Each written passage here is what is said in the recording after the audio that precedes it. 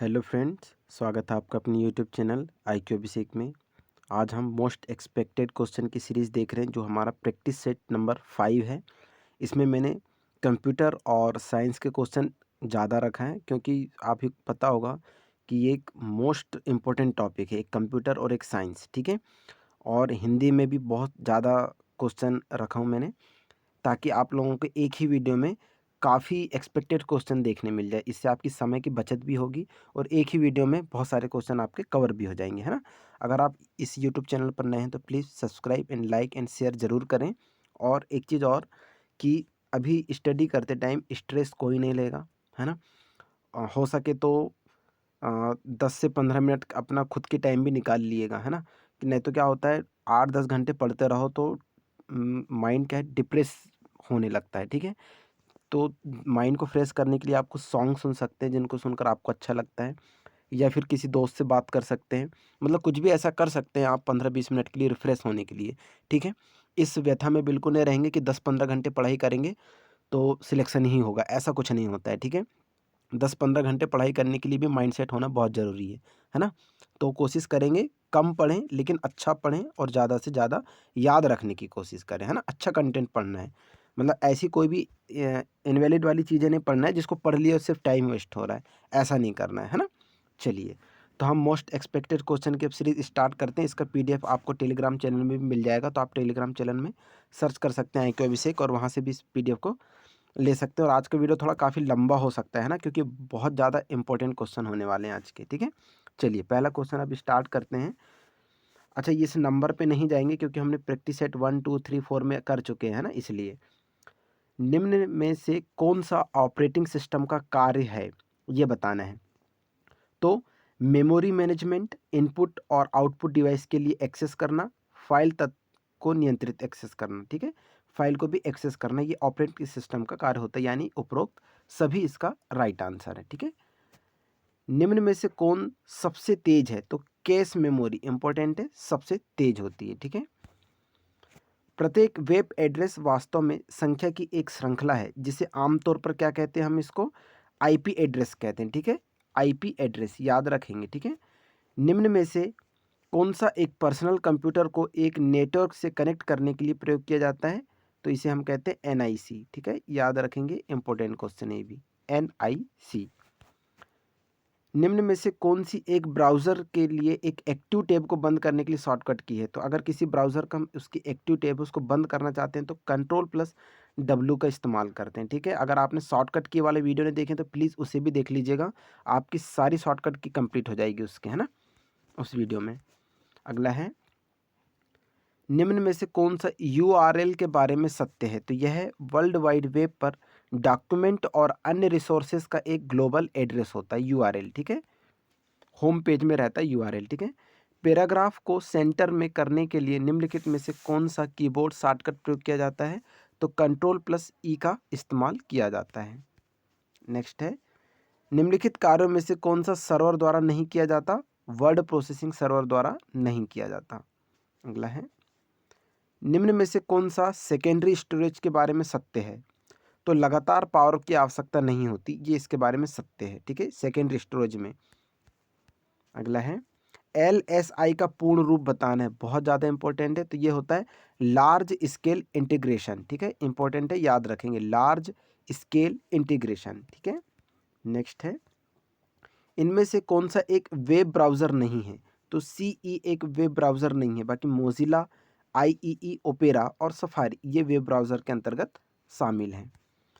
Back space की प्रायः सर्वाधिक बार प्रयोग की जाती है, तो कर्सर के बाईं ओर एक कैरेक्टर डिलीट करने के लिए, सभी को पता होगा बैक स्पेस का इस्तेमाल हम डिलीट करने के लिए करते हैं। अगला है, निम्न में से कौन सा कीबोर्ड शॉर्टकट एक सिलेक्टेड ऑब्जेक्ट की प्रॉपर्टीज़ को देखने के लिए प्रयोग किया जाता है, तो Alt+Enter, ठीक है, Alt+Enter का इस्तेमाल किया जाता है, ठीक है, इंपॉर्टेंट है। MS वर्ड में ड्रॉप कैप का क्या कार्य क्या होता है, तो यह आपको एक बड़े ड्राफ्ट इनिशियल कैपिटल लेटर में पैराग्राफ शुरू करने की अनुमति देता है, ठीक है, इसका ये कार्य होता है। नेक्स्ट क्वेश्चन देखते हैं, इनमें से कौन सी एक डेटा एंट्री डिवाइस होती है, तो सभी होती है, तो बारकोड रीडर, मार्कर, ये माइकर नहीं मार्कर लिखा है, ठीक है, मार्कर, OMR और OCR, ये सभी जो होता है डेटा एंट्री डिवाइस होती हैं, ठीक है। निम्न में से कौन सा CPU के बारे में सत्य है? तो यह प्रोसेसिंग से प्राप्त होने वाली इंफॉर्मेशन को उपयोग के लिए उपलब्ध कराता है। एडवर्ड्स एक क्या है? तो गूगल की विज्ञापन सेवा है, ठीक है। निम्न में से कौन सा सबसे बड़ा स्टोरेज है? टेराबाइट, ये मैंने बता चुका है, ठीक है, टेराबाइट। प्रैक्टिस सेट 2 एंड 3 में हमने इसको डिस्कस करे हैं। सिस्टम सॉफ्टवेयर की निम्न में से कौन शामिल होता है? तो इसमें सभी शामिल होते हैं सिस्टम सॉफ्टवेयर में। लिंकर्स, डिबगर्स और लोडर और संलग्नकर्ता, ये सभी इसमें शामिल होते हैं, ठीक है। अगला है, हेल्प मेनू किस बटन पर उपलब्ध होता है? स्टार्ट बटन पर यह उपलब्ध होता है। जब एक सर्च इंजन खोज मापदंड से मेल खाने वाले एक वेब पेज को प्रस्तुत करता है तो इसके लिए सक्सेस शब्द का इस्तेमाल किया जाता है, ठीक है। एक्सेल में मार्जिंग यूज़र को अन्य यूज़र द्वारा स्वतंत्र रूप से काम की गई वर्कबुक की कॉपियाँ एक साथ लाने के लिए अनुमति देता है, ठीक है, मार्जिंग यूज़र, याद रखेंगे। किस प्रकार की मेमोरी स्टैटिक और नॉन वोलेटाइल होती है? रोम, ठीक है, इंपॉर्टेंट है। और रोम का फुल फॉर्म होता है रीड ओनली मेमोरी। ये कैसी होती है? नॉन वोलेटाइल होती है, ये भी याद रखेंगे, ठीक है। एक वायरस जो फाइल या इसके कुछ भागों को प्रतिस्थापित या ओवरराइट कर देता है उसे हम क्या कहते हैं? ये होता है फाइल इन्फेक्टर्स, ठीक है, फाइल इन्फेक्टर्स। निम्न में से कौन सा संग्रहित कार्यक्रमों का एक लाभ होता है? विश्वसनीयता, ठीक है, स्टैटिक पार्ट है। 497 देखते हैं। निम्न में से कौन सी एक ऑब्जेक्ट ओरिएंटेड प्रोग्रामिंग भाषा होती है? तो सभी को पता होगा जावा और C++, है ना, ये मैंने बता चुका है, जावा और C++। माइकर विशेष रूप से किस में प्रयोग होता है? तो बैंकिंग उद्योग में, ठीक है। अगला है, निम्न में से कौन सा एक ऑडियो इनपुट डिवाइस होती है? तो एक तो होता है माइक्रोफोन और एक होता है मिडी कीबोर्ड, ठीक है। कंप्यूटर में जो हम प्रवेश कराते हैं वो इनपुट होता है और कंप्यूटर जो प्राप्त करते हैं वो आउटपुट होता है, याद रखेंगे ये भी। डिजिटल कैमरा एक क्या है? तो एक ये इनपुट डिवाइस है, ठीक है, इनपुट डिवाइस। उपलब्ध संसाधनों के लिए मल्टीमीडिया इंटरफेस प्रदान करने वाली इंटरनेट सेवा को क्या कहते हैं? वर्ल्ड वाइड वेब कहते हैं। नेक्स्ट क्वेश्चन है, MS वर्ड में सेव एज डायलॉग बॉक्स प्रदर्शित करने के लिए शॉर्टकट की क्या होती है? F12, ठीक है। शॉर्टकट वाली वीडियो में हमने ये सब कंप्लीट कर चुके हैं। कंप्यूटर शब्दावली में इंफॉर्मेशन का अर्थ बताना क्या होता है? डेटा अधिक उपयोगी या सुगम फॉर्म में है, इसका अर्थ ये होता है, ठीक है। अगला देखते हैं, एक फ्लॉपी डिस्क में होता है वृत्ताकार ट्रैक व सेक्टर दोनों होते हैं, ठीक है, CD का आकार। एक प्लाटर है तो चित्र और ग्राफिक्स आउटपुट के लिए एक आउटपुट डिवाइस होती है प्लाटर, ठीक है, इंपॉर्टेंट है ये भी। इनमें से कौन सा एक ग्राफिकल पैकेज होता है? कोरल ड्रा, ठीक है, कोरल ड्रा। माउस, ट्रैकबॉल और जॉयस्टिक किसके उदाहरण होते हैं? तो पॉइंटिंग डिवाइस के उदाहरण होते हैं। जॉयस्टिक सबसे ज़्यादा गेम खेलने के लिए यूज़ किया जाता है, ठीक है। 485 क्वेश्चन है, इंटरनेट का उपयोग करता है, पैकेट स्विचिंग का उपयोग करता है, ठीक है, इंटरनेट। आप एक मित्र से तत्काल वास्तविक समय संचार के लिए क्या उपयोग करेंगे? तो त्वरित संदेश, ठीक है। ईमेल, यूजनेट, ब्लॉग, इनमें से ये नहीं होगा तो क्या होगा? सिर्फ त्वरित संदेश का इस्तेमाल होगा। निम्न में से कौन सा न्यूज़पेपर स्टाइल कॉलम बताने के लिए प्रयोग किया जाता है? फॉर्मेट कॉलम, ठीक है, फॉर्मेट कॉलम। कॉलम के बीच कितना न्यूनतम स्पेस अवश्य प्रदान किया जाता है? तो 0 इंच का, ठीक है, ये जो सिंबल है ये इंच के लिए, ठीक है। अगला है, आप एक टेक्स्ट का एक ब्लॉक स्थानांतरित करने के लिए कौन सी प्रक्रिया का अनुसरण करेंगे? तो ये सभी को पता है, कट और पेस्ट का इस्तेमाल करते हैं, ठीक है। किसी भी टेक्स्ट को कट करेंगे और उसको फिर दूसरी जगह रखने के लिए उसको पेस्ट कर देंगे, तो कट और पेस्ट का इस्तेमाल किया जाता है। ये बहुत ज़्यादा इंपॉर्टेंट है। एनाइक में इलेक्ट्रॉनिक स्विच कैसे थे? तो वैक्यूम ट्यूब के थे, ठीक है। एनाइक में जो इलेक्ट्रॉनिक स्विच बनाए गए थे वो वैक्यूम ट्यूब वाले थे, ठीक है। ये सब हमने डिस्कस कर चुके हैं, ठीक है, कंप्यूटर की क्लास में। अगर आप लोगों ने वो देखे नहीं होंगे क्लास तो प्लीज़ देख लीजिए, मोस्ट इंपॉर्टेंट क्वेश्चन है वो भी। निम्नलिखित मेमोरी में से कौन सी कंप्यूटर प्रोसेसर द्वारा सीधे पढ़ी जा सकती है? वो है मेन मेमोरी, ठीक है। कंप्यूटर के अंदर एक प्रोसेसर और अन्य उपकरणों के बीच संचार बस के माध्यम से किया जाता है। अगला है, माइक्रोसॉफ्ट के संस्थापक कौन है? सभी को पता होगा, बिल गेट्स और एलन पॉल। अगला देखते हैं, एक चेक बॉक्स और रेडियो बटन के बीच क्या अंतर होता है? बहुत ज़्यादा इंपॉर्टेंट है ये। तो रेडियो बटन में केवल एक विकल्प का चयन किया जा सकता है, जबकि चेक बॉक्स में कई विकल्पों को चुना जा सकता है। ठीक है, स्टैटिक पार्ट है ये भी। अगला है, यदि एक मेमोरी चिप अस्थिर है तो यह होगा, करंट बंद हो जाता है तो उसकी सामग्री नष्ट हो जाती है। ठीक है, ये याद रखेंगे। अस्थिर रहती या अस्थायी रूप की रहती है तो जैसे ही लाइट चली जाती है तो उसकी जितनी भी सामग्री रहती है या जो डाटा रहता है वो नष्ट हो जाता है। रैम एक वोलेटाइल स्टोरेज का उदाहरण और कंप्यूटर के शॉर्ट टर्म मेमोरी के रूप में कार्य करता है। ठीक है। अगला है, जब एक कंप्यूटर एक रिपोर्ट मुद्रित करता है तो यह आउटपुट हार्ड कॉपी कहलाता है। ठीक है, इसको भी समझते, सबसे पहले याद रखेंगे जो रैम होता है, रैम इसमें अस्थाई मेमोरी होती है। ठीक है, जैसे ही लाइट जाएगी डाटा नष्ट हो जाएगा, लेकिन जो रोम होता है ये स्थाई होता है। ठीक है, ये याद रखेंगे, बहुत ज़्यादा इंपॉर्टेंट है। रीड एक्सेस मेमोरी और रीड ओनली मेमोरी, तो रोम में स्थाई डाटा रहेगा। ठीक है, लाइट जाने के बाद भी। अगला है, एक्सेस में डिफ़ॉल्ट पेंट ओरिएंटेशन होता है तो पोर्ट्रेट होता है। एक डेटा हायरार्की का आरोही क्रम बताना है, बहुत ज़्यादा इंपॉर्टेंट है ये। पहले होता है बिट, फिर बाइट, फील्ड, रिकॉर्ड, फाइल और फिर डेटाबेस। ठीक है, चलिए अब हम यहाँ से साइंस के क्वेश्चन देखने वाले हैं। अगर ये वीडियो आप लोगों को पसंद आ रहा हो तो प्लीज़ सब्सक्राइब जरूर कर लीजिएगा और शेयर भी जरूर कर दीजिएगा।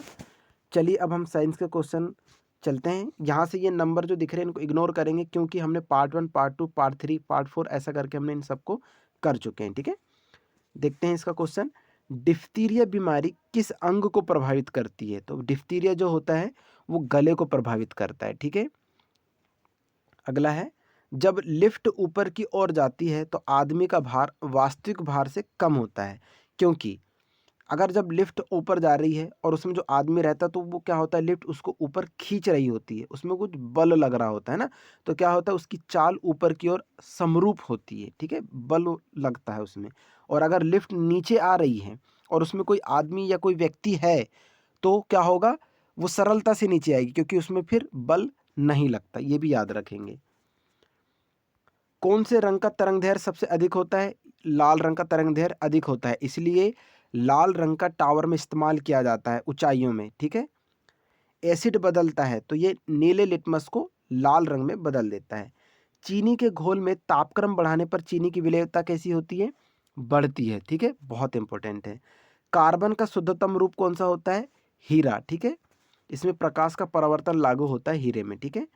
कौन सी गैस का आवरण सूर्य से निकली पराबैंगनी विकिरणों को अवशोषित करता है? तो वो है ओजोन। सभी को पता होगा, ओजोन।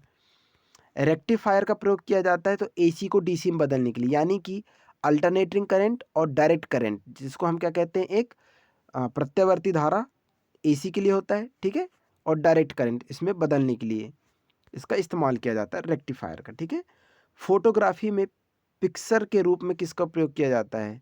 तो ये सोडियम थायोसल्फेट। ठीक है, ये बहुत बार आ चुका है ये क्वेश्चन। रतौंधी रोग किस विटामिन की कमी से होता है? Vitamin A. और विटामिन ए का सबसे अच्छा स्रोत किसको माना जाता है? गाजर को माना जाता है, इंपॉर्टेंट है।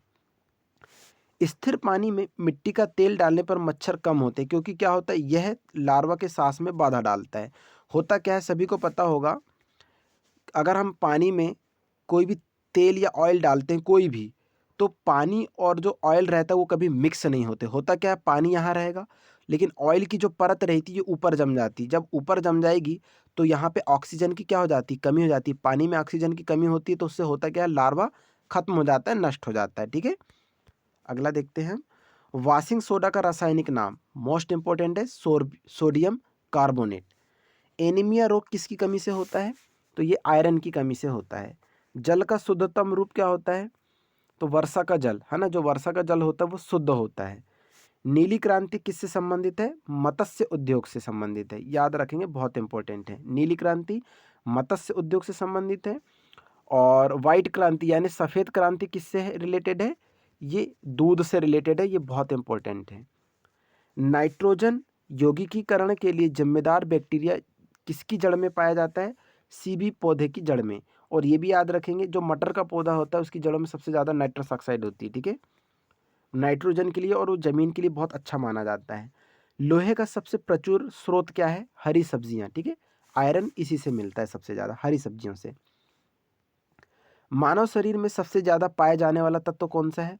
वो है ऑक्सीजन, ठीक है, तत्व की बात हो रही है, पाया तो जबकि ज़्यादा जल है 70% के लगभग, है ना। विज्ञान की शाखा एनाटॉमी के अंतर्गत किसका अध्ययन किया जाता है? तो प्राणी एवं पौधे की रचना का अध्ययन किया जाता है, ठीक है। इसके पहले अगर आपने प्रैक्टिस सेट 1 2 3 4 नहीं देखोगे तो प्लीज़ उसको भी देख लेना, ठीक है। अगर ये सब प्रैक्टिस सेट आप अच्छे से कंप्लीट कर लेंगे तो बहुत सारे क्वेश्चन आपके, मतलब बहुत सारे नंबर आपके हाथ में आ जाएंगे। गोबर गैस का उपयोग मुख्य अवयव क्या होता है? तो ये होता है मीथेन, CH4, और एक ये ज्वलनशील गैस होती है, ये भी याद रखेंगे, ठीक है। और एक ये भी पूछता है कि जहाँ धान की खेती होती है वहाँ पे भी सबसे ज़्यादा मीथेन का उत्पन्न उत्पन्न होता है, ठीक है, ये भी याद रखेंगे धान की खेती से। अगला है, विद्युत चुंबक के रूप में सामान्यतः किस धातु का उपयोग होता है? तो नरम लोहे का, ठीक है, नरम लोहे धातु का इस्तेमाल किया जाता है। निम्न में से किस पौधे की वृद्धि में सबसे कम जल की आवश्यकता होती है? तो यूकेलिप्टस। अगला देखते हैं, लॉफिंग गैस का रासायनिक नाम क्या होता है? Nitrous oxide. एक चीज़ और ये भी याद रखेंगे, जो यूकेलिप्टस होता है वो जल के लिए काफ़ी हानिकारक माना जाता है, क्योंकि यूकेलिप्टस जहाँ होता है वो पानी को जितना भी आसपास के रहता है वो जड़ों के माध्यम से पूरा सोख लेता है ना, तो उसको हानिकारक माना गया है यूकेलिप्टस को। भारी जल का रासायनिक नाम क्या होता है? ड्यूटेरियम ऑक्साइड, ठीक है, याद रखेंगे D2O, है ना, मंदक के रूप में इस्तेमाल किया जाता है इसका। ग्रहों की परिक्रमा की गणना किस सिद्धांत द्वारा की जाती है? तो डॉपलर प्रभाव द्वारा, ठीक है। अगला देखते हैं, वर्षा की बूंदें किसके कारण से गोलाकार होती हैं? पृष्ठ तनाव के कारण गोलाकार होती हैं। नॉन स्टिक रसोई के बर्तन पर किसकी परत होती है? टेफ्लॉन की, ठीक है। जब बर्फ के टुकड़े पर दबाव बनाया जाता है तो उसके गलनांक पर क्या प्रभाव पड़ता है? तो गलनांक क्या होता है? घट जाता है, ठीक है। ये भी याद रखेंगे, जब बर्फ, ये जो पानी है इसमें बर्फ अगर डुबोया जाएगा, फुल बर्फ, तो पानी का जो आयतन रहता है वो अपरिवर्तित रहता है, ठीक है, जितने का उतना ही रहता है बर्फ पिघलने के बाद भी, अपरिवर्तित याद रखेंगे। अम्ल का स्वाद कैसा होता है? खट्टा होता है। यूरिया में नाइट्रोजन की मात्रा कितनी होती है? 46%। एक लड़की झूले पर झूल रही है, यदि वह खड़ी हो जाए तो झूले के आवर्तकाल पर क्या प्रभाव पड़ेगा? तो झूले का जो आवर्तकाल होगा वो घट जाएगा, क्योंकि होता क्या है, उसका वजन थोड़ा सा बढ़ जाता है। विद्युत अपघटन में कौन सा नियम लागू होता है? फैराडे का नियम। ध्वनि किस रूप में यात्रा करती है? तो अनुदैर्घ्य तरंगों में यात्रा करती है, और जो प्रकाश होता है वो अनुप्रस्थ रूप में यात्रा करता है। सोनार मुख्यतः किसके द्वारा उपयोग किया जाता है? सोनार का इस्तेमाल सबसे ज़्यादा समुद्री यात्रियों के द्वारा इसका इस्तेमाल किया जाता है। सूर्य में नाभिकीय ईंधन क्या होता है? हीलियम, ठीक है। और सूर्य में जो क्रिया होती है वो संलयन की क्रिया होती है, ये भी याद रखेंगे, ठीक है, मैं यहाँ लिख देता हूँ। सूर्य में जो विखंडन, ये जो पढ़े होंगे ना आपने, तो इसमें नाभिकीय संलयन की क्रिया होती है सूर्य में, ठीक है। मानव शरीर की सबसे बड़ी कोशिका कौन सी है? स्नायु कोशिका। तंत्रिका तंत्र सभी को पता होगा, है ना। और सबसे बड़ा कोशिका किसको मानते हैं होता है? वो है शुतुरमुर्ग का अंडा, है ना, सबसे बड़ी कोशिका। रेडियोधर्मिता की खोज किसने की थी? तो हेनरी बेकुलर ने। इंपॉर्टेंट है। फलों के अध्ययन को क्या कहते हैं? पोमोलॉजी। बहुत बार ये क्वेश्चन आ चुका है। नाशपाती का कौन सा भाग खाया जाता है? तो गूदेदार पुष्पासन। मधुमेह डायबिटीज में कौन सा अंग प्रभावित होता है? तो अग्नाशय, ठीक है, अग्नाशय मतलब इंसुलिन, ठीक है। इंसुलिन में शर्करा की मात्रा ज़्यादा हो जाती है जिससे डायबिटीज रोग होता है, ठीक है। विद्युत चुंबक के रूप में सामान्यतः किस धातु का उपयोग किया जाता है? तो अभी हमने पढ़ चुके हैं, नरम लोहे का इस्तेमाल किया जाता है। अगला क्वेश्चन है, दूरदृष्टि दोष से पीड़ित व्यक्ति की स्पष्ट दृष्टि की न्यूनतम दूरी 25 सेंटीमीटर होती है, ठीक है, बहुत इंपॉर्टेंट, याद रखेंगे। कौन सा एक जल संक्रामक रोग है? तो ये हैजा। संक्रामक रोग मतलब एक व्यक्ति से अन्य व्यक्तियों में फैलने वाला रोग, याद रखेंगे, ठीक है। वायुमंडल में बादलों के तैरने का क्या कारण है? तो इसमें कम घनत्व के कारण ये तैरते हैं। ओम किसकी इकाई है? प्रतिरोध की, ठीक है, ओम का सिंबल, ये याद रखेंगे। वेबर किसकी इकाई है? चुंबकीय फ्लक्स की इकाई है। ये थोड़े फिजिक्स के भी क्वेश्चन है, ठीक है, इसमें साइंस फिजिक्स में भी रिलेटेड क्वेश्चन है इसमें, और बायोलॉजी के भी, और बायोसाइंस के भी, ठीक है, ये तीनों मतलब मिक्स है, केमिस्ट्री, फिजिक्स एंड बायोलॉजी। ध्वनि की तीव्रता मापने के लिए किस यंत्र का प्रयोग करते हैं? ऑडियोमीटर का। पॉजिट्रॉन की खोज किसने की थी? तो एंडरसन ने, ठीक है। अगला क्वेश्चन देखते हैं, रेबीज के टीके की खोज किसने की थी? लुईस पास्चर ने। वॉशिंग मशीन की कार्यप्रणाली किस सिद्धांत पर आधारित है? तो ये अपकेंद्रण पर आधारित है। आधुनिक आवर्त सारणी किस पर आधारित है? तो परमाणु क्रमांक पर। बहुत ज़्यादा इंपॉर्टेंट है और ये केमिस्ट्री से रिलेटेड है। नाइट्रोजन यौगिकीकरण के लिए कौन सी फसल सहायक है? बीन्स की सहायक है, ठीक है। विटामिन ई की कमी से कौन सा रोग होता है? तो जनन क्षमता में कमी।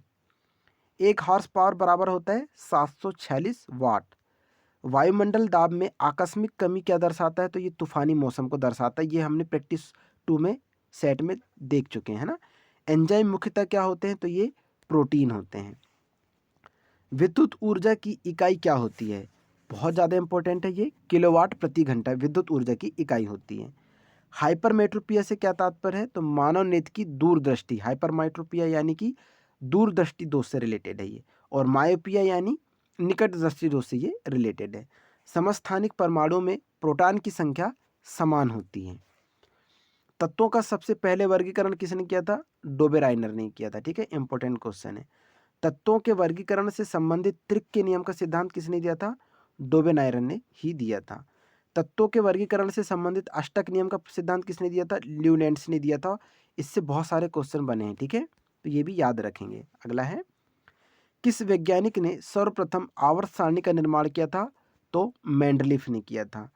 वह सबसे छोटा कण जिसमें उस तत्व के सभी गुण विद्यमान हो उसे हम क्या कहते हैं? अणु, ठीक है। अगला है, किसी तत्व के गुणों को प्रदर्शित करता है परमाणु क्रमांक। सिनेबार किस खनिज है? तो ये पारे का, ठीक है। सिनेबार जो अयस्क होता है वो पारे का होता है। किसके निष्कर्षण हेतु साइनाइड विधि प्रयुक्त होती है? तो चांदी, ठीक है। और चांदी जो होती है इसको विद्युत का सर्वश्रेष्ठ सुचालक माना जाता है सबसे ज़्यादा, ठीक है। हवा के वास्तविक जलवाष्प की मात्रा को क्या कहते हैं हम? परम आर्द्रता कहते हैं। मानव निर्मित प्रथम रेशा क्या है? नायलॉन। नाभिकीय विखंडन को सर्वप्रथम प्रयोगात्मक तरीके से किसने देखा था, यानी प्रैक्टिकल रूप से किसने देखा था? तो ये देखा था स्ट्रॉन्समन द्वारा देखा गया था। तड़ित चालक निर्मित होते हैं तो इनको तांबे की धातु द्वारा बनाया जाता है। अगला है, पानी का अणुभार कितना होता है? 18 AMU, ठीक है। शरीर में ऊतकों का निर्माण किससे होता है? तो प्रोटीन से होता है। कांच है एक प्रकार का, तो ये बहुत बार रिपीट हो चुका है, और ये है अतिशीतित द्रव, ठीक है। इंटीग्रेटेड सर्किट चिप पर किसकी परत होती है? सिलिकॉन की, ठीक है। ये आईसी का ही पूर्ण रूप है, इंटीग्रेटेड सर्किट। चुंबकीय डिस्क पर किस पदार्थ की परत होती है? तो आयरन ऑक्साइड की परत होती है, ठीक है। ये भी याद रखेंगे। पीयूष ग्रंथि कहाँ स्थित होती है? सिर के जो पीछे वाला जो भाग होता है ना, उसमें होती है। बहुत इंपॉर्टेंट है और याद रखेंगे इसको भी। भारत का प्रथम परमाणु रिएक्टर किस नाम से जाना जाता है? अप्सरा। बहुत बार रिपीट हो चुका है ये क्वेश्चन भी। डायनामो किस सिद्धांत पर आधारित है? तो फैराडे के नियम पर आधारित है। आइंस्टीन समीकरण E बराबर MC स्क्वायर, ठीक है। ये MC इसकी घात 2 स्क्वायर है, तो इसमें C क्या दर्शाता है? तो यह प्रकाश के वेग को दर्शाता है। मोस्ट इंपॉर्टेंट है, इस समीकरण को याद रखेंगे। प्रथम बार मंगल ग्रह पर उतरने वाला अंतरिक्ष यान कौन सा था? तो पाथफाइंडर, ठीक है, पाथफाइंडर। किसी वस्तु का अधिकतम भार होता है तो वायु में। लार किसके पाचन में सहायक होता है? स्टार्च में, ठीक है। लिफ्ट की खोज किसके द्वारा की गई थी? ओटिस। कैथोड किरणें किससे बनी होती है? तो इलेक्ट्रॉन से, ठीक है। ये भी याद रखेंगे। अब हम यहाँ से जीके के क्वेश्चन देखने वाले हैं। अब जीके का हम पहला क्वेश्चन देखते हैं। मध्य प्रदेश को हृदय प्रदेश की संज्ञा किसने दिया था? पंडित जवाहरलाल नेहरू जी ने, ठीक है। कौन सी रेखा मध्य प्रदेश को 2 बराबर भागों में विभाजित करती है? तो वो है कर्क रेखा, ठीक है। इंपॉर्टेंट है ये भी। मध्य प्रदेश का कौन सा जिला सर्वाधिक अंतर्राज्यीय सीमा वाला है? वो है नीमच। मध्य प्रदेश के किस जिले की सीमा गुजरात और राजस्थान दोनों से लगती है? तो वो है एकमात्र हमारा झाबुआ, ठीक है। मध्य प्रदेश में किस प्रकार की चट्टानों का विस्तार सर्वाधिक है? तो आर्कियन चट्टानों का विस्तार सर्वाधिक है, ठीक है। ये मोस्ट एक्सपेक्टेड क्वेश्चन है, तो हो सके तो जब PDF प्रोवाइड हो जाएगी तो सभी को रिवाइज करते हुए चलना प्रैक्टिस सेट के, ठीक है, क्योंकि बहुत ज़्यादा इंपॉर्टेंट क्वेश्चन है ये। धारवाड़ चट्टानों का नाम किसने धारवाड़ दिया था? तो ये दिया था ब्रूस फुट ने। सकौली क्रम की चट्टानों का विस्तार मध्य प्रदेश में रुख मुख्य रूप से कहाँ पर है? तो ये जबलपुर में है। ठीक है। सिद्ध बाबा चोटी की ऊंचाई कितनी है? तो 1172 मीटर। बहुत इंपॉर्टेंट है, इसको याद रखेंगे। फिजियोग्राफी मैप ऑफ इंडिया के द्वारा मध्य प्रदेश को कितने भौगोलिक क्षेत्रों में बांटा गया है? तो 3 भौगोलिक क्षेत्रों में से बांटा गया है। गेहूं की डलिया के नाम से मध्य प्रदेश के किस क्षेत्र को जाना जाता है? सभी को पता होगा, मालवा के पठार को जाना जाता है। ठीक है। भारत की सबसे बड़ी रिफ्ट वैली कौन सी है? नर्मदा की घाटी। मैहर पहाड़ी की ऊंचाई कितनी है? मोस्ट इंपॉर्टेंट क्वेश्चन है ये, 527 मीटर। ठीक है। जबेरा स्तूप मध्य प्रदेश का किस प्रकार का पोह तंत्र है? जबेरा स्तूप, तो ये वलयाकार, ठीक है, वलयाकार प्रतिरूप है। बेतवा का आइसलैंड किसे कहा जाता है? देवगढ़ को कहते हैं। चंबल किस प्रकार की नदी है? तो अध्यारोपित नदी है। ठीक है। बेतवा नदी का उद्गम कहाँ से हुआ है? तो रायसेन के कुमरा गांव से हुआ है। वेनगंगा नदी का उद्गम कहाँ से हुआ है? तो परसवाड़ा पठार सिवनी के मुंडारा गांव के निकट राजोला ताल से हुआ है। नर्मदा नदी की कितनी सहायक नदियां हैं? तो 41 सहायक नदियां हैं और मोस्ट इंपॉर्टेंट भी हैं ये। नमामि देवी नर्मदे कार्यक्रम कब प्रारंभ हुआ था? बहुत बार रिपीट हो चुका है ये। तो 11 दिसंबर 2016 को अमरकंटक से इसका शुभारंभ हुआ था। मध्य प्रदेश की सर्वाधिक प्रदूषित नदी बेतवा। नर्मदा क्षिप्रा लिंक परियोजना कब प्रारंभ हुई थी? तो 21 नवंबर 2012 को। चंबल, काली सिंध तथा पार्वती नदी मध्य प्रदेश के किस क्षेत्र में प्रवाहित होती हैं? तो मालवा पठार के क्षेत्र में यह प्रवाहित होती हैं। जबलपुर के निकट बेड़ाघाट जलप्रपात किस नदी पर है? तो ये नर्मदा नदी पर है। नेक्स्ट क्वेश्चन है, नर्मदा नदी की कुल लंबाई कितनी है? तो ये है 1312 किलोमीटर। ठीक है, इंपॉर्टेंट है ये भी। बाण सागर बांध का निर्माण किस नदी पर किया गया है? तो ये सोन नदी पर किया गया है। मध्य प्रदेश में किस स्थान पर 2 किलोमीटर के अंदर 3 नदियों का उद्गम हुआ है? वो है अमरकंटक में। मंधाता और दर्दी जलप्रपात किस नदी पर है? तो ये भी नर्मदा नदी पर ही स्थित है। मध्य प्रदेश की कौन सी नदी कर्क रेखा को 2 बार काटती है? बहुत ज़्यादा इंपॉर्टेंट है ये। तो ये माही नदी है। ठीक है। पेंच नदी कहाँ से निकलती है? तो ये छिंदवाड़ा जिले के जुन्नार देव के पहाड़ों से निकलती है। ठीक है, याद रखेंगे। पेंच नदी बहुत इंपॉर्टेंट है। मध्य प्रदेश के उज्जैन में स्थित त्रिवेणी घाट किन नदियों का संगम स्थल है? तो ये कान्हा और क्षिप्रा का संगम स्थल है। पूर्णा किस नदी का महाभारत का कालीन नाम है, यानी कि प्राचीन काल नाम था? तो वो है चंबल नदी का। ठीक है। चचाई जलप्रपात किस जिले में है? तो ये रीवा जिले में स्थित है। मध्य प्रदेश राज्य का पुष्प बताना है। ठीक है, तो ये है राजकीय पुष्प सफेद लिली। मध्य प्रदेश का विज्ञान पुरुष के नाम से किसे जाना जाता है ना? विज्ञान पुरुष के नाम से जाना जाता है, वो है अनिल काकोड़कर। ठीक है, इंपॉर्टेंट है ये भी। मध्य प्रदेश राज्य संचालनालय भवन का क्या नाम है? तो सतपुड़ा एवं विंध्याचल भवन। चंबल संभाग में कितने जिले हैं? तो 3 जिले हैं, एक है मुरैना, भिंड और श्योपुर। ठीक है। मध्य प्रदेश की प्रथम महिला मुख्य सचिव कौन है? तो वो है निर्मला बुच, और ये बहुत इंपॉर्टेंट है। जितनी भी प्रथम महिलाएं होती हैं या महिला जो पहली बार नियुक्त की जाती हैं, वो क्वेश्चन ऑटोमेटिक बहुत इंपॉर्टेंट हो जाता है ना। अगला क्वेश्चन है, मध्य प्रदेश का प्रथम बायोस्फीयर रिजर्व कौन सा है? तो वो है पंचमढ़ी। ठीक है। मध्य प्रदेश में सर्प उद्यान कहाँ पर है? तो ये वन विहार भोपाल। ठीक है, बहुत इंपॉर्टेंट है ये, बहुत बार रिपीट भी हो चुका है। वनों का पूर्ण राष्ट्रीयकरण करने वाला भारत का पहला राज्य कौन सा था? तो अपना प्यारा Madhya Pradesh. Advocate training centre Madhya Pradesh में कहाँ पर है? तो ये ग्वालियर पे है। ठीक है। तानसेन का मकबरा भी यहीं स्थित है। ठीक है, ये भी याद रखेंगे, ग्वालियर में ही। मध्य प्रदेश के पहले विधानसभा उपाध्यक्ष का नाम क्या था? तो विष्णु विनायक सरवटे। ठीक है, इंपॉर्टेंट क्वेश्चन है ये भी। मध्य प्रदेश के प्रथम राज्यपाल कौन थे? तो पी पट्टाभी सितार मैया। ठीक है। इंदौर का प्राचीन नाम मोस्ट इंपॉर्टेंट है, इंद्रपुर या इंदौर। होशंगाबाद की स्थापना किसने की थी? तो होशंग शाह ने की थी 10वीं शताब्दी में। ठीक है। होशंग शाह का मकबरा मांडू धार में स्थित है, ये भी याद रखेंगे। मध्य प्रदेश में बाघ की गुफाएं कहाँ पर है? धार में स्थित है। प्राचीन द्रसाण वर्तमान में मध्य प्रदेश का कौन सा क्षेत्र है? तो ये विदिशा का क्षेत्र है। ठीक है। मध्य प्रदेश वन अनुसंधान संस्थान कहाँ पर है? ये जबलपुर में है। द्रोणावती किस नदी का प्राचीन नाम है? तो ये केन नदी का प्राचीन नाम है, बहुत इंपॉर्टेंट है।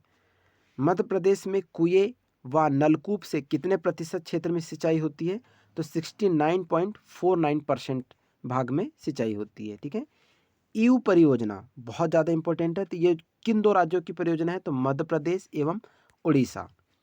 उर्मिल परियोजना मध्य प्रदेश में कहाँ पर है? तो ये छतरपुर जिले में है।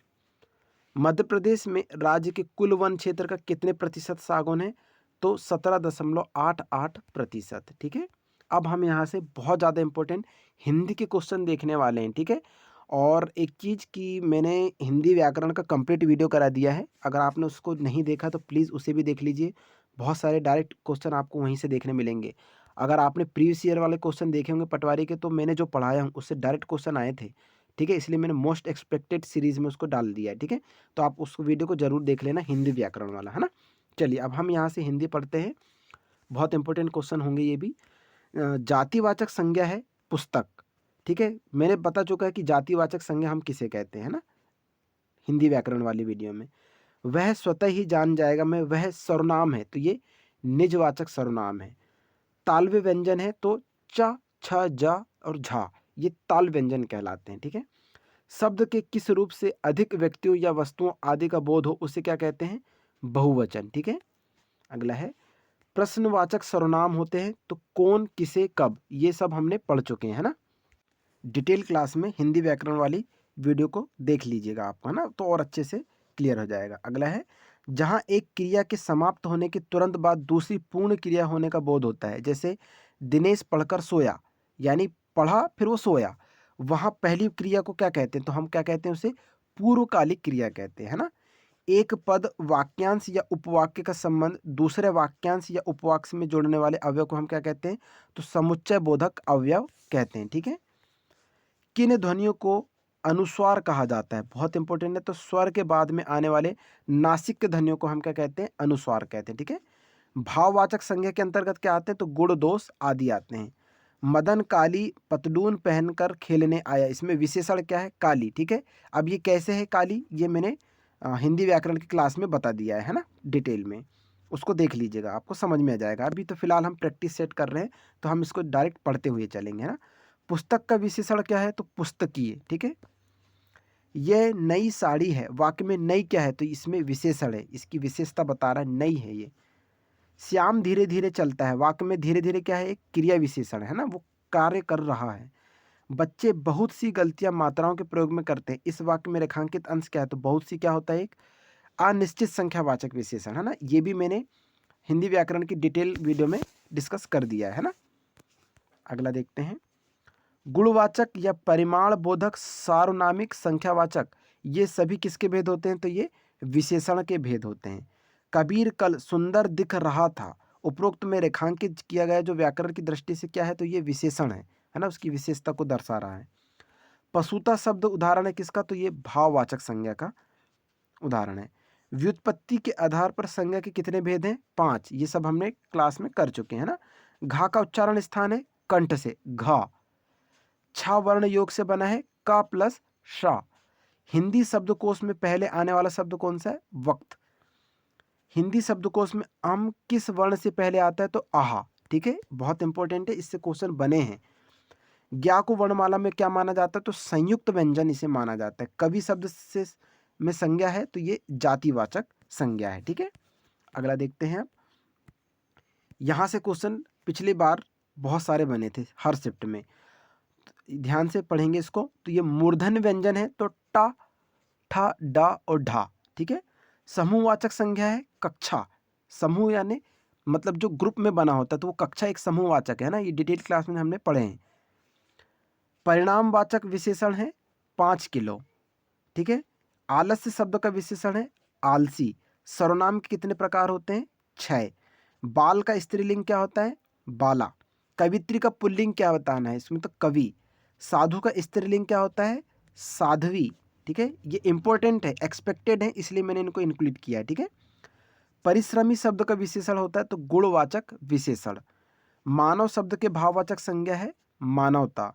हिंदी भाषा में वे ध्वनियाँ कौन सी हैं जो स्वतंत्र रूप से बोली और लिखी जाती हैं? तो वो है स्वर। हिंदी में वचन कितने होते हैं? तो 2 होते हैं, सभी को पता होगा, एक वचन, बहुवचन वाले, है ना। जिन शब्दों में प्रयोग के अनुसार कोई परिवर्तन नहीं होता है उन्हें क्या कहते हैं हम? अभिकारी शब्द कहते हैं। अब हम यहाँ से हिंदी के मोस्ट इंपॉर्टेंट संधि विच्छेद देखने वाले हैं। इससे बहुत सारे क्वेश्चन आपको देखने मिलेंगे, तो ध्यान से देखते चलिएगा, ठीक है। पहला है इत्यादि का संधि विच्छेद करना है, तो इति धन आदि। परिच्छेद का संधि विच्छेद परिधन छेद। महर्षि महाधन ऋषि। राकेश का संधि विच्छेद होगा राका धन ईस, ठीक है, ये याद रखेंगे, ये राका धन ईस होगा। जब ऑब्जेक्टिव आते हैं तो बहुत कंफ्यूजन होता है, तो ये राका धन ईस होगा। दिगंबर में दिक धन अंबर, ठीक है। ब्रह्मास्त्र का सही संधि विच्छेद बताना है, तो ये होता है ब्रह्मा धन अस्त्र। गिरीश का संधि विच्छेद होता है गिरी धन ईश। स्वर संधि के कुल कितने भेद होते हैं? 5 होते हैं, ठीक है, ये हमने पढ़ चुके हैं। अन्वय का संधि विच्छेद होगा अनुधन अय। अन्वेषण का संधि विच्छेद होता है अनुधन एषण, ठीक है। विद्यालय शब्द में संधि क्या होगी? स्वर संधि है, ठीक है। मैं संधि और अलंकार का भी कंप्लीट वीडियो दूंगा, ठीक है। फिलहाल तो मैंने हिंदी व्याकरण दे दिया है ना, और हिंदी की एक डिटेल क्लास भी हम करेंगे कंप्लीट। पवन शब्द का संधि विच्छेद बताना है, तो पोधन अन, ये पटवारी में आ चुका है, ठीक है, पिछली बार। उच्चारण का संधि विच्छेद है तो उत धन चारण। भारतेंदु शब्द में संधि क्या होती है? गुण संधि है इसमें। वृक्षाछय का संधि विच्छेद बताना है, तो वृक्ष धन छाया, ठीक है। अगला है महाधन उदय, इसको बताना है, पूर्ण रूप इसका शब्द बनेगा महोदय।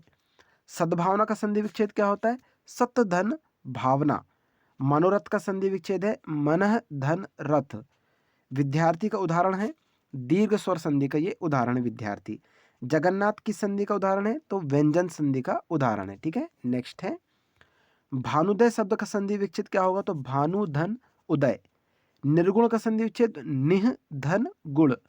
प्रत्येक का संधि विच्छेद क्या होगा? तो प्रति धन एक, ठीक है। चलिए अब समास से रिलेटेड हम क्वेश्चन देखेंगे, बहुत इंपॉर्टेंट है ये भी। समास का शाब्दिक अर्थ होता है संक्षेप। मृगनयनी में कौन सा समास है? इससे बहुत सारे क्वेश्चन पिछले बार आ चुके हैं ना, और ये मोस्ट एक्सपेक्टेड भी हैं। तो मृगनयनी में जो समास होता है वो होता है कर्मधारय समास। नवरत्न में दिगु समास। दिगु समास कैसे होता है ये मैंने हिंदी व्याकरण की क्लास में बता दिया है, ठीक है। द्वंद्व समास और दिगु समास भी। लंबोदर में कौन सा समास होता है? तो बहुब्रीहि। परमेश्वर में कौन सा समास है? कर्मधारय समास। दिगु समास का उदाहरण क्या है? त्रिभुवन, है ना।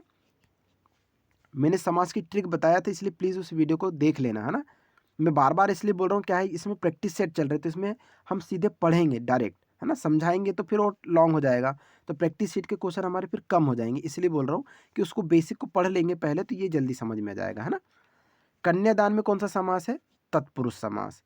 दो अथवा दो से अधिक शब्दों से मिलकर बने हुए सार्थक शब्द को क्या कहते हैं हम? समास कहते हैं। पंचवटी में कौन सा समास है? द्विगु समास है, ठीक है। अगला है चतुर्भुज में कौन सा समास है? बहुब्रीहि।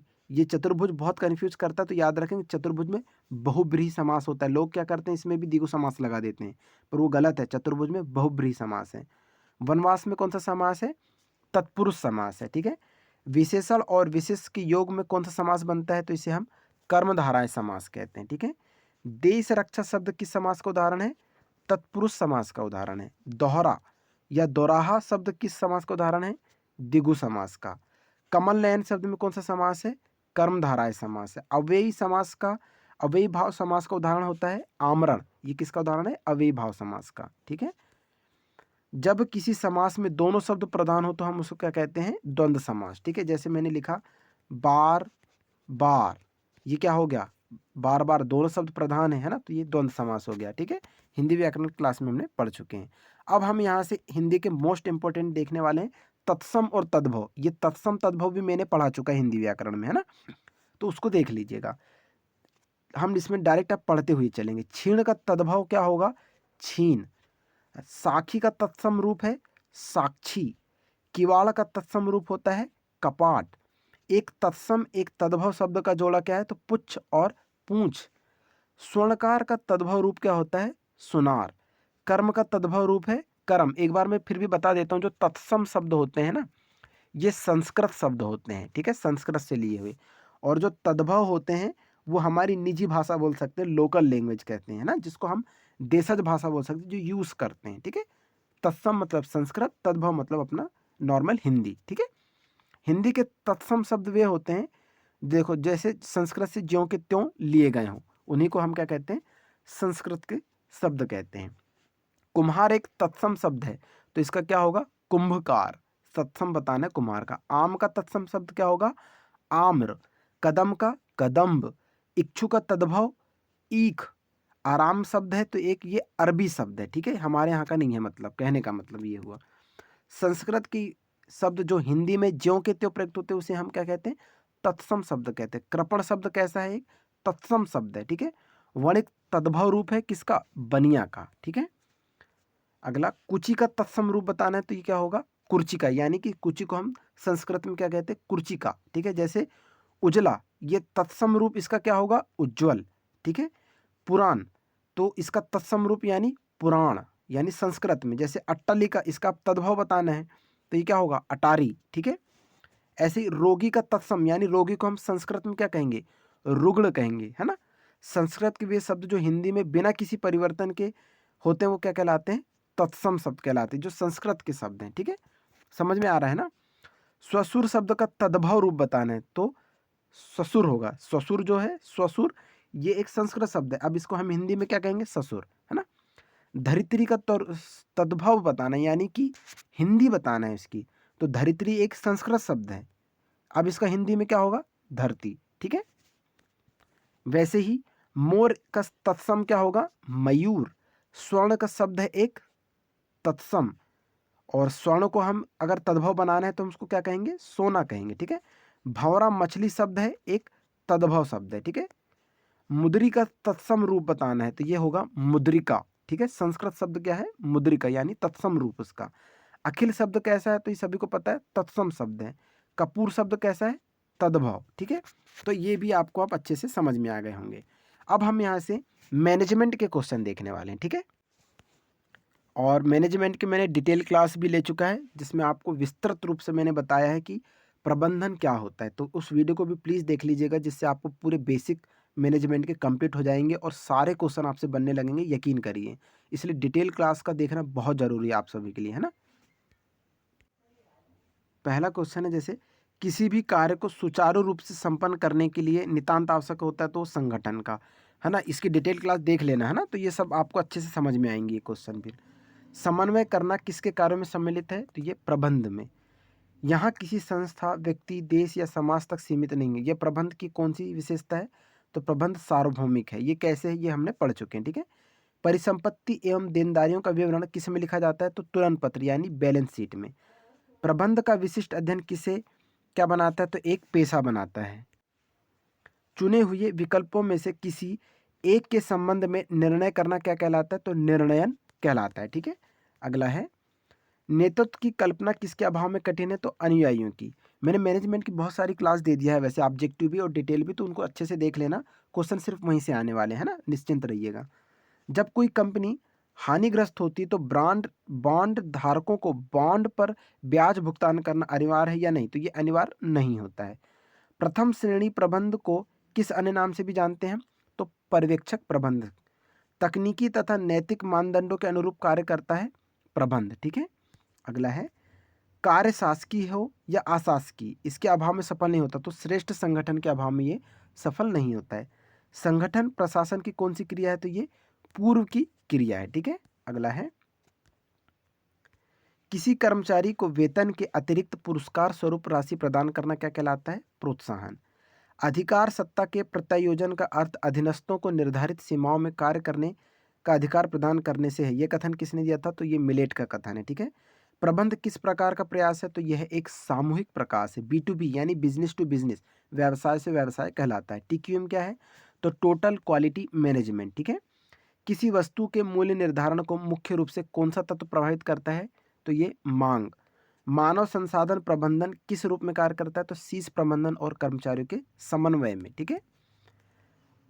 अगला है, प्रबंधक का कौन सा कौशल कर्मचारी को प्रेरित करता है अंतर व्यक्तित्व का, ठीक है। विपणन प्रबंध की विचारधारा का जन्म किस देश में हुआ था अमेरिका में। व्यवसाय में लेन देन हेतु इलेक्ट्रॉनिक तरीका प्रयोग किया जाता है, ये क्या कहलाता है ई-कॉमर्स, ठीक है। प्रबंधकीय कार्यों की सफलता कुशल संचार पर निर्भर करती है, ये किसका कथन था थियो हेमन का, है ना। ये कथन वगैरह भी अच्छे से याद रखेंगे, इनसे डायरेक्ट क्वेश्चन बनते कि बताइए कि ये किसने कहा था। नकारात्मक अभिप्रेरणा का उद्देश्य क्या होता है? तो अभिप्रेरित करना, पर भय से अभिप्रेरित करना, ये नकारात्मक के लिए होता है, नेगेटिव पॉइंट होता है, ठीक है। संगठन का अर्थ है कर्मचारी की व्यवस्था करना ताकि कार्यों और उत्तरदायित्व के उचित विभाजन द्वारा निर्धारित उद्देश्य को सरलतापूर्वक किया जा सके। ये किसका कथन था? तो जॉन एम गॉस का कथन था, ठीक है। औपचारिक संगठन को कितने भागों में विभक्त किया गया है? तो 3 भागों में से विभक्त किया गया है। रचनात्मक कार्यात्मक संगठन किस प्रकार के संगठन के भाग हैं? तो औपचारिक संगठन के भाग हैं। प्रबंध में संप्रेषण के पहले कौन सा कार्य आता है? तो अभिप्रेरणा, ठीक है। सामाजिक मनोवैज्ञानिक संगठन किस प्रकार का संगठन है? अनौपचारिक संगठन है। हो सकता है कि जो इस वीडियो को पहली बार देख रहे हो तो हो सकता है उनको मैनेजमेंट में दिक्कत हो रही हो, तो डिटेल क्लास देख लेना, पूरा बेसिक क्लियर हो जाएगा, है ना। लूथर गुलिक के अनुसार संगठन के कितने सिद्धांत बताए गए हैं? तो इसमें उसके 10 सिद्धांत बताए गए हैं, ठीक है। लूथर गुलिक ने एक पोर्ट्स क्रॉप का नियम भी दिया था, ये भी याद रखेंगे। किसी लक्ष्य अथवा लक्ष्यों के समूह की ओर निर्देशित क्रियाओं में संतुलन बनाए रखना क्या कहलाता है? ये नियंत्रण कहलाता है, ठीक है। अगला है उर्विक के अनुसार संगठन के कितने सिद्धांत हैं? 8। प्रशासन के ढांचे का निर्माण किस प्रकार की प्रणाली द्वारा होता है? पद सोपान, ठीक है, इंपॉर्टेंट है, वो भी याद रखेंगे। दूसरे व्यक्ति से कार्य करने की युक्ति को क्या कहते हैं? हम प्रबंध कहते हैं ना, जिससे हम दूसरों से कार्य कराते हैं उसका। वे सभी व्यक्ति जो कार्य पर लगे हुए हैं या कार्य करने योग्य हैं क्या कहलाते हैं? जनशक्ति। वित्तीय विवरणों से निष्कर्ष निकालना एवं प्रबंधकीय उपयोग करना क्या कहलाता है? तो वित्तीय विवरण विश्लेषण कहलाता है। किस अवधारणा का तर्क है कि उपभोक्ताओं को व्यापक रूप से उपलब्ध और सस्ते उत्पाद पसंद आएंगे? तो ये विपणन अवधारणा का उदाहरण भी है। तकनीकी, मानव और वैचारिक, ये तीनों प्रबंधकों के आवश्यक कौशल हैं, ठीक है। ये किसके द्वारा पहचाने गए हैं? तो रॉबर्ट के कल्ज द्वारा। लक्ष्यों को निर्धारित करना, मूल्यांकन करना, निष्पादन को पुरस्कृत करना प्रबंध का कौन सा नियम है? तो उद्देश्य आधारित प्रबंधन है, ठीक है। लेखांकन का मुख्य उद्देश्य क्या होता है? तो सभी पक्षकारों को वास्तविक परिणामों से अवगत कराना।